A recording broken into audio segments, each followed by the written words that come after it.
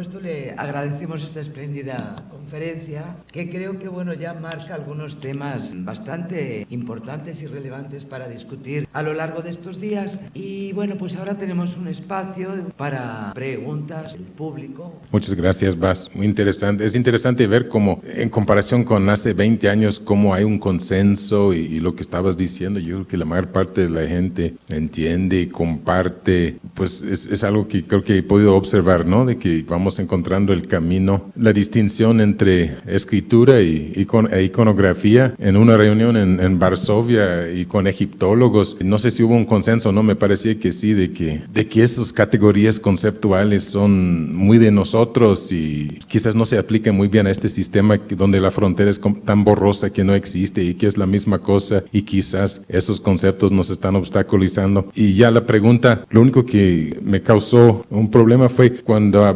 pusiste algo de un códice mixteco y dijiste que los nombres y los lugares y las fechas tenían algún valor fonológico, y puede ser que hayas visto cosas que yo no he visto porque no estudio esos códices, pero para mí si se puede leer un signo pictórico motivado en varias lenguas, pues ya tenía más bien un valor que yo llamaría semasiográfico. Nomás era eso, una palabra, ¿no? De toda la conferencia. ¿Por qué dijiste que tienen valor fonológico esos signos en particular? Si tomamos, por ejemplo, el nombre, digamos, uña de jaguar, del famoso gobernante mixteco Ocho Venado, el foneticismo está en el hecho de que no es lo que se representa, no es una uña de un jaguar. O sea, esa no es la pictografía. La uña del jaguar hace referencia a una uña de jaguar, pero en realidad significa la persona representada. Y entonces, si fuera pictografía, sería una uña de jaguar, y entonces es Ocho Venado con una uña de jaguar volando sobre su cabeza. Eso sería en pictografía, pero no lo es. Hay que entenderlo como una lectura fonética de lo que es su nombre, uña de jaguar. No es parte de la representación iconográfica, porque en realidad si yo veo Ocho Venado, yo no veo una uña de jaguar volando sobre su cabeza, pues. Es un elemento que se añade, que hay que leer, literalmente leer fonéticamente y decir es ñaña, representando el nombre de esa persona, que es un elemento abstracto, que no existe en realidad, que nada más es un nombre, y por lo tanto no es parte de la pictografía, no representa la realidad visible de la pictografía representada, pero hay que leerlo como un elemento fonético que representa su nombre. De que sean logogramas, no le quita de que un logograma en egipcio también lo puedo leer en varias lenguas, pero sigue siendo un signo fonético para ser leído en la lengua egipcia. O sea, yo puedo decir uña de jaguar en español, pero la idea de pintarlo ahí es para ser leído quiñaña y no uña de jaguar. Esa es la ventaja de los logogramas, que todos los logogramas los podemos pronunciar en cualquier lengua. El signo de kin en maya también puede decir sol. Eso no lo hace no fonético. Los logogramas también son parte de la escritura fonética. Entonces, en ese elemento, yo creo que en ese sentido, todo lo que son nombres de lugares y de personas y las fechas son elementos que tienen doble referente. O sea, refieren al objeto representado, pero significan el lugar, la persona o el momento en el tiempo. Y por lo tanto son elementos no de la realidad visible, pero de lo que son los significadores fonéticas para identificar de qué estamos hablando, de qué momento, de qué lugar y de qué persona. Y esos son elementos fonéticos incrustados en una pictografía, en una iconografía. Puedo añadir un elemento más, que en varios de los signos en códices mixtecos incluso hay juegos de palabras. Eso refuerza todavía más que esos elementos son fonéticos. El más famoso ejemplo obviamente es Teozacualco, que es la plataforma que se dobla, y doblar y grande son homónimos en mixteco. Se ve ahí incluso realmente un juego fonético de las palabras. Hay varios más, el uso de la telaraña ndúa para representar la palabra barranca ndúa, también es otro ejemplo. Así hay varios. El ejemplo de cruzado ndiji para ndiji bien visto es otro juego de palabras. O sea, el rebus es bastante común, pero solamente en nombres de personas, de lugar, no en la pictografía misma. Sebastián, presentaste un estupendo panorama amplísimo en donde subrayas al menos 3 puntos bien importantes: atender a la dimensión social de la escritura, no nada más a las características estructurales de los sistemas de escritura. También comentaste que la escritura y la lengua no son isomórficas, y atiendes al asunto de cómo las escrituras son más bien sistemas híbridos. La pregunta que tengo es, no sé si has pensado por qué, al menos hasta ahora, no conocemos textos bigráficos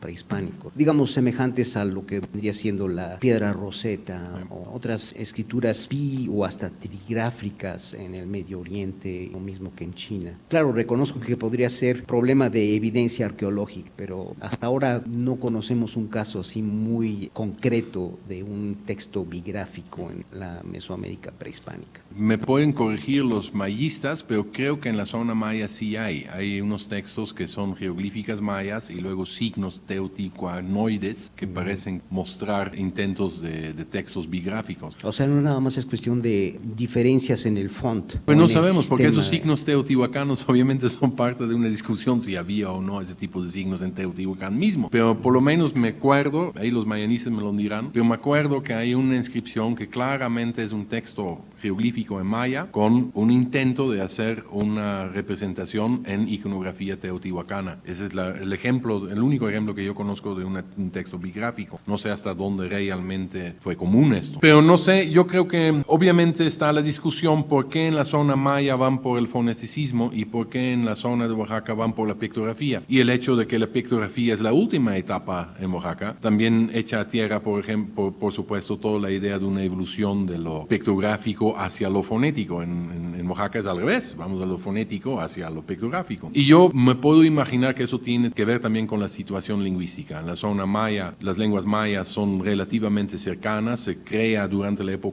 clásica una lengua artificial de los escribanos, digamos, que es la que se usa para las inscripciones, que es como entendido pan maya por los escribanos, pero en Oaxaca es imposible. Las lenguas otomangues tienen tanta diversidad que es imposible lograr una lengua artificial, y yo creo que por lo tanto también se impulsa esa pictografía, que es no tanto de que un códice mixteco es legible para un zapoteco, pero más bien de que a todos les sirve el mismo repertorio iconográfico para generar mensajes en sus lenguas. No creo que sea la idea de la comunicación interétnica, pero más bien la facilidad de tener un solo pool de donde jalar, digamos, los signos. Pero obviamente estamos hablando de zonas muy grandes. ¿Qué tanto necesidad habría de generar un texto pictográfico con maya, por ejemplo? Pero tan luego que se da la oportunidad, lo vemos. De los primeros textos que se producen en Oaxaca son pictografía con náhuatl. Es lo primero que los escribanos van a producir, textos bigráficos. Sí, precisamente eso fue lo que me llamó la atención. Sí. Presentas unos ejemplos espectaculares. Si nos vamos más atrás en el tiempo, bueno, sigue suponiendo que el caso de Copán o el área maya con Teotihuacán sería uno, pero pues está contado, ¿no? Aparentemente en Oaxaca no había la necesidad, ya con el sistema pictográfico